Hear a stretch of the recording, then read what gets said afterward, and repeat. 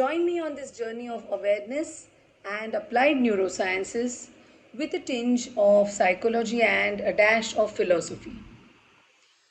What is science after all if we do not apply it to life as it is lived around us? We cannot sit isolated as academic people in our cubicles of knowledge with our pride of understanding more than the other person. Our understanding of the subject can have major effects on the way life is lived around us. It can have a major effect on the lifestyle of people and the way disorders can be prevented. The COVID pandemic is teaching us a lot of things, medical as well as non medical. New vaccines have been invented, new medicines have been found, discovered.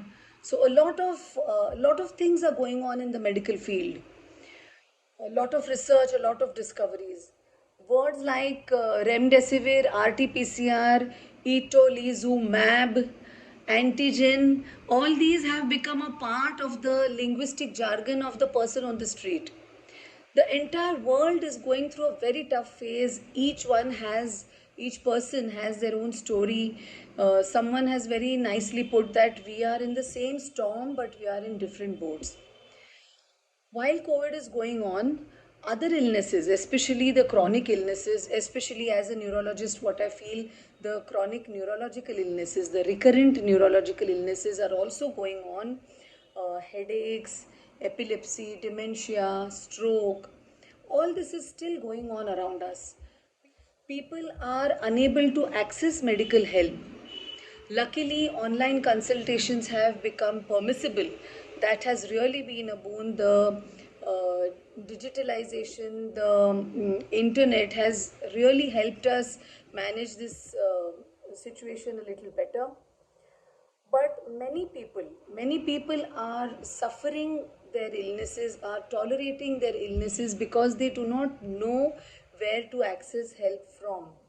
So we find that people are in their homes suffering through their symptoms of these recurrent or chronic neurological problems, and they feel that the pandemic will be over and then they will be able to access help in a better way.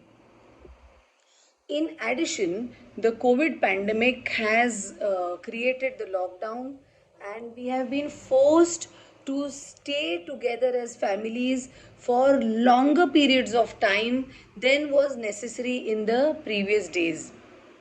We are working from home, our social life has changed.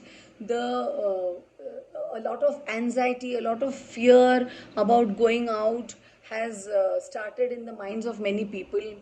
The young children, especially the babies born during this period, the lockdown babies, if we can call them that, they are exposed to only a few selected set of people who are looking after them. It's not that guests are coming to see the new baby, picking up the baby, playing with the child. All that is not happening. Even the kindergarten children, it's tough for them to manage the online life and not be around real people in real time, in real life. They are in their virtual classrooms. We can't anymore call them virtual, but that is how it is. This is creating a lot of psychosocial issues. We are facing the repercussions of that right now, and some of the repercussions we will be forced to face a little later when all this starts settling down and the psychosocial problems will resurface uh, with a bigger force probably. So the pandemic has created the lockdown, and the lockdown has created a lot of psychosocial problems. So this unique situation has forced us to take a new look at our relationships and how we are managing them. So, a new level of adjustments has been required from us human beings, and from all ages. A new level of adjustment has been required from all age groups. The children, the youngsters, the middle aged, the earning members, the elderly people all have had to adjust to these changes that have been going on. And I cannot even begin to imagine what must be happening in homes where these relationships are not healthy already.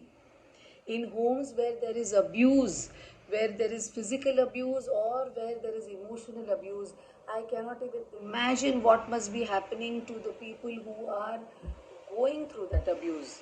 So let us discover ways to manage and cope with these situations of life together. Stay tuned to this channel. We will be having videos of information, and we will also be having guest speakers who will be giving their inputs and advices on how to cope with this special situation that we have landed up in. I will be discussing common chronic or recurrent neurological disorders, and it will not be theory, it will be applied. How to apply that knowledge to life to be able to cope with those illnesses in a better way. So, I am Dr. Purnima Gauri, a neurologist by training and profession, and passionate about emotional fitness.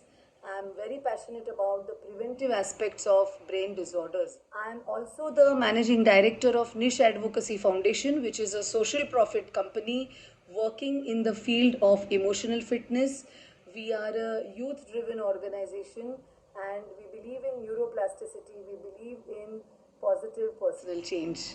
So, do stay tuned and see you in the next video. Thank you.